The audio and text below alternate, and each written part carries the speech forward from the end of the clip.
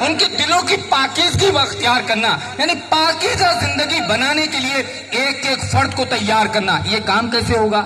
یہ کام ہم کو کرنا ہے. میں اپنے بارے میں طے کروں کہ میں اپنا تعلق قرآن مجید سے مضبوط کروں گا. میں اپنے بارے میں تعلق طے کروں کہ میں رسول اکرم صلی اللہ علیہ وسلم کی سیرت کی ایک کتاب کا مطالعہ لازماً کروں گا. میں اپنے بارے میں یہ طے کروں کہ میں ایک سال میں ایک نئی صلاحیت کو پروان چڑھاؤں گا. میں اپنے بارے میں یہ طے کروں کہ میرے اندر 1 2 3 4 5 6 یہ 10 برائیاں ہیں، 10 کمزوریاں ہیں. ان کمزوریوں کو ایک ایک کر کے ختم کروں گا. آپ دیکھیے کہ آپ کی زندگی کے اندر تبدیلی آئے گی. تو دوسرا کام آپ کو جہاں انسانوں کی خدمت کرنا ہے، دوسرا کام اپنی شخصیت کو سنوارنا ہے. تیسرا کام اللہ کے رسول صلی اللہ علیہ وسلم کی ذات سے جو ملتا ہے، سیرت سے، وہ تیسرا کام ملتا ہے عام مسلمانوں کی اصلاح. نماز نہیں پڑھتے ان کو نماز کی طرف لائیں گے، جو جھوٹ بولتے ہیں ان کو جھوٹ سے روکنے کی کوشش کریں گے، جو نشہ کرتے ہیں ان سے نشہ روکنے کی کوشش کریں گے. دنیا کی جو بیجا رسومات اور بیجا تقریبات کے نام پر جو مسلم معاشرہ تباہ ہو رہا ہے، اور اس کے نام سے، ان تقریبات کے نام پر اسلام پر ایک بدنما داغ لگ رہا ہے، اس بدنما داغ کو ختم کرنے کے لیے میں مسلسل کم از کم سال میں 10 مسلمانوں کی اس طرح سے اصلاح کروں گا.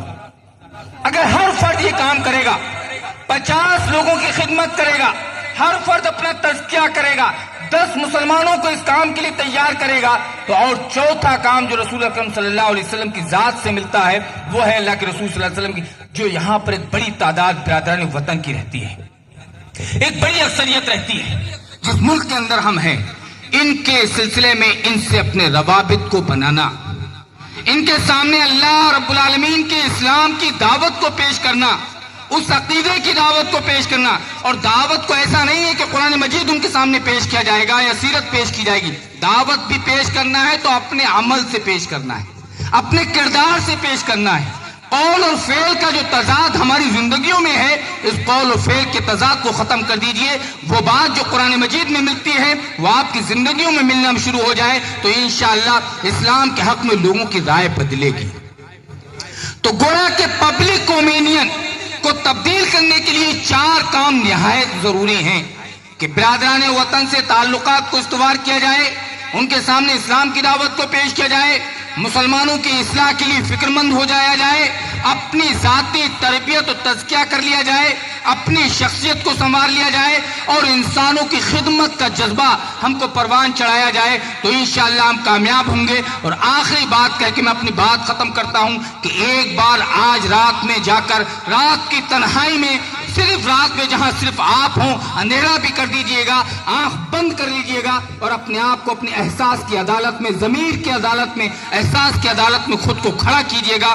خود وکیل بنیے، خود موکل بنیے، خود ملزم بنیے، خود جج بنیے، خود اپنے بارے میں فیصلہ کیجئے کہ آپ کیا ہیں، کون ہیں، کہاں سے آئے ہیں، کیسے آئے ہیں، کہاں جانا ہے، کیا کر رہے ہیں. ان تمام سوالوں کا جواب خود تلاش کیجئے اور آنے والی زندگی کا اپنا ایک پلان اور ایک منصوبہ بنائیے. جو بڑے بڑے قائدین، ملی رہنما ہیں، ملی قیادتیں ہیں، وہ اپنا فریضہ انجام دے رہی ہیں، لیکن ایک ایک مسلمان کا، ایک ایک انسان کا بھی ایک فریضہ ہے، اس کو اپنا فرض انجام دینا چاہیے. کنتم خیر امت اخرجت للناس، تم خیر امت ہو، تم کو نیکیوں کا حکم دینے اور برائیوں سے روکنے کے لیے برپا کیا گیا ہے. تمہیں اس کام کے لیے تیار ہونا چاہیے، تیار کرنا چاہیے، زیادہ سے زیادہ کوشش کرنی چاہیے. اللہ رب العالمین سے دعا ہے کہ اللہ تعالی ہم سب کو قول و فعل عمل سے کے ساتھ دین اسلام کا سچا پکا رہنما بنائے، دین اسلام کا نمائندہ بنائے.